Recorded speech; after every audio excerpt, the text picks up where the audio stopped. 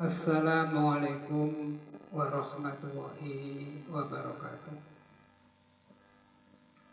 Bismillahirrahmanirrahim. Alhamdulillahirabbil alamin wal aqibatu lil muttaqin.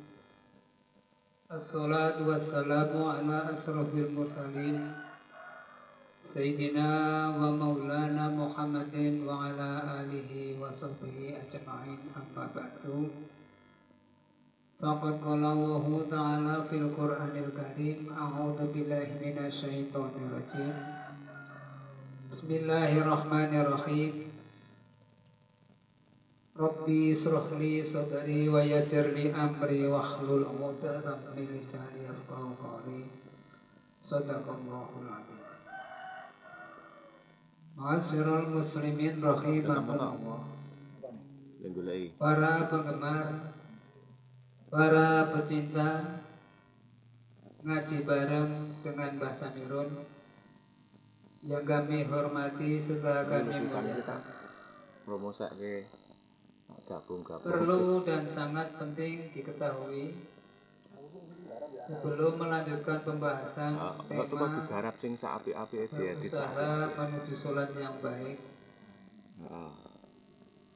yaitu terlebih dahulu saya sampaikan tema cara pengamalan 5 rukun Islam, yaitu fungsi syahadatain.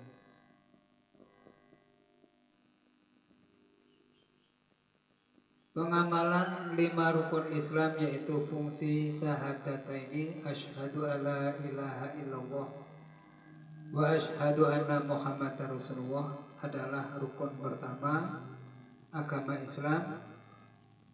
Ialah yang berarti aku bersaksi bahwasanya tidak ada Tuhan yang wajib disembah kecuali Allah, dan aku bersaksi bahwa Nabi Muhammad SAW adalah utusan Allah. Di satu sisi syahadatain adalah rukun Islam, rukun agama Islam yang pertama. Di sisi lain sebagai dasar menunaikan ibadah di dalam rukun-rukun lainnya, maka seorang tidak bisa dianggap sebagai orang Islam apabila tidak mau mengakui dan mengimani serta meyakini bahwa Allah sebagai Tuhannya dan Nabi Muhammad sebagai utusannya. Maka apabila seseorang menjalankan sholat, membayar zakat, berpuasa bulan Ramadan, serta ibadah haji, tidak didasari iman dan keyakinan di dalam rukun yang pertama, yaitu bahwa Allah yang wajib disembah dan Nabi Muhammad sebagai utusannya dan pembawa risalahnya, yaitu tidak dianggap orang beribadah. Itulah yang disebut ilmu tauhid. Rukun yang kedua adalah sholat, yaitu sholat merupakan dasar yang praktis dan teoritis sebagai bentuk ibadah. Bagian ibadah yaitu berzikir, membaca Al-Quran, bertasbih, berselawat kepada Nabi Muhammad SAW, dan bertahmid, beristighfar, dan berdoa. Bentuk ibadah yang demikian itu semua adalah di dalam ibadah yang diwajibkan setiap kali diwajibkan, yaitu ibadah hanya kepada Allah Subhanahu wa ta'ala. Dalam arti tidak dianggap melakukan ibadah kepada Allah tanpa mendirikan sholat, karena sholat sebagai tolok ukur diperintahnya dan ditolaknya sebagai amal seseorang. Rasulullah SAW bersabda, Bismillahirrahmanirrahim. Awalu ma yukhasibu bi'abdihi yaumal qiyamati as-sholat. Wa idza sulahat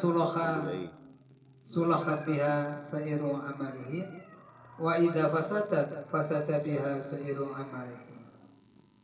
Yang artinya pertama-tama amal dari hamba Allah yang akan dihisab atau diperiksa di hari kiamat nanti adalah sholat. Apabila sholatnya baik, maka amal lainnya dianggap baik, yaitu diterima. Namun demikian, apabila sholatnya buruk, maka amal lainnya dianggap buruk atau ditolak. Itulah definisi sholat ibadah rukun Islam yang kedua, yaitu sholat. Rukun yang ketiga ialah zakat. Membayar zakat adalah merupakan praktek dan teori ibadah yang berkenaan dengan harta kekayaan di dalam agama Islam. Harta benda di dalam konsep agama Islam memastikan bahwa harta benda itu hanya milik Allah Subhanahu wa Ta'ala. Kemudian manusia itu hanya berhak mengelolanya. Maka manusia di dalam cara mendapatkan harta itu harus dengan cara yang ditentukan oleh Allah Subhanahu wa Ta'ala. Dan cara menggunakan pun juga harus pada pos-posnya yang dibenarkan menurut aturan Allah Subhanahu wa Ta'ala. Antara lain yaitu untuk kebutuhan hidup keluarganya, untuk biaya pendidikan, untuk infak sedekah, atau digunakan ibadah sosial lain. Oleh karena itu, zakat dianggap sebagai dasar ibadah yang berkenaan dengan harta benda. Jika seseorang enggan mengeluarkan zakat sebagai sebagian dari hartanya, maka mustahil mereka mau menginfakkan dan sedekah di jalan Allah Subhanahu wa Ta'ala. Sebagaimana Allah berfirman dalam Al-Qur'anul Karim surat Al-Baqarah, yaitu ayat yang ke-255, yaitu yang bunyinya A'udzubillahi minasyaitonirrajim. Bismillahirrahmanirrahim. Ya ayyuhalladzina amanu anfiqu mimma razaqnakum min qablu ayatiya yaumul la bay'un fihi wala khulatun wala safa'ah. Yang artinya kurang lebih, wahai orang-orang yang beriman, infakkanlah dari sebagian rizki kamu yang telah kami berikan kepada kamu, mumpung hari kiamat belum datang, yaitu harinya yang sudah tidak ada jual beli dan tidak ada tebusan yang diterima atau yang bermanfaat, dan tidak ada persahabatan atau asih-asihan, dan tidak ada manfaat yang bisa menyafaatnya. Maksudnya, semua orang hanya memikirkan tentang dirinya sendiri, tidak bisa tolong menolong dengan lainnya. Itulah rukun yang ketiga, ialah membayar zakat. Rukun yang keempat ialah puasa Ramadan. Orang Islam diwajibkan puasa sebulan di bulan Ramadan sebagai rukun Islam yang keempat. Seseorang yang berpuasa Ramadan adalah sebagai teori aktivitas di dalam cara mengendalikan hawa nafsu,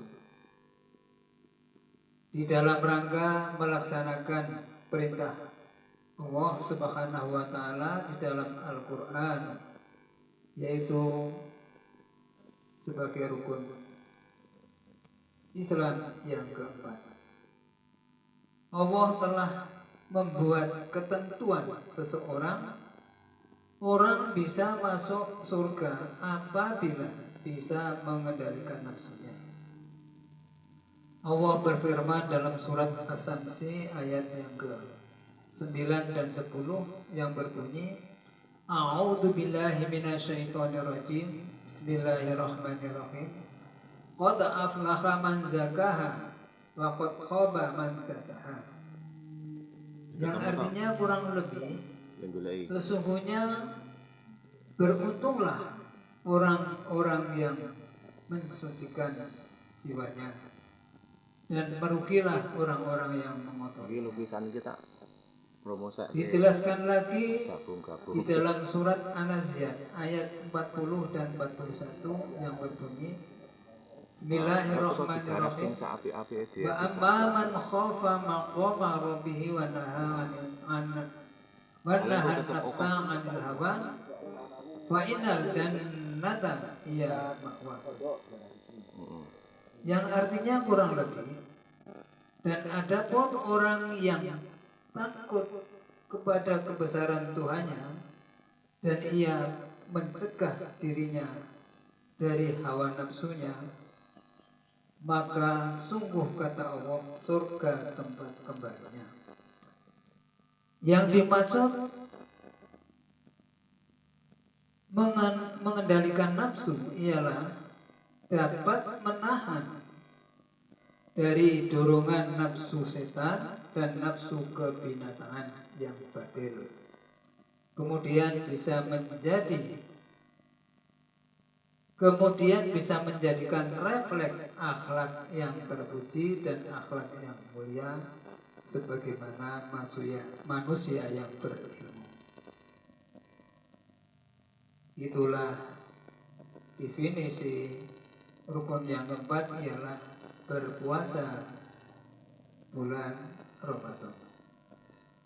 Yang kelima ialah ibadah haji. Ibadah haji merupakan rukun Islam yang kelima. Ibadah haji merupakan jihad atau perjuangan sebagai dasar teori dan praktek suatu pengorbanan jiwa dan hartanya di jalan Allah Subhanahu wa Ta'ala. Ketahuilah bahwa jihad dengan jiwa dan raga dan harta merupakan kewajiban bagi setiap orang Islam yang telah mampu menjalankan ibadah haji ke Baitullah. Ibadah haji merupakan ujian yang praktis di dalam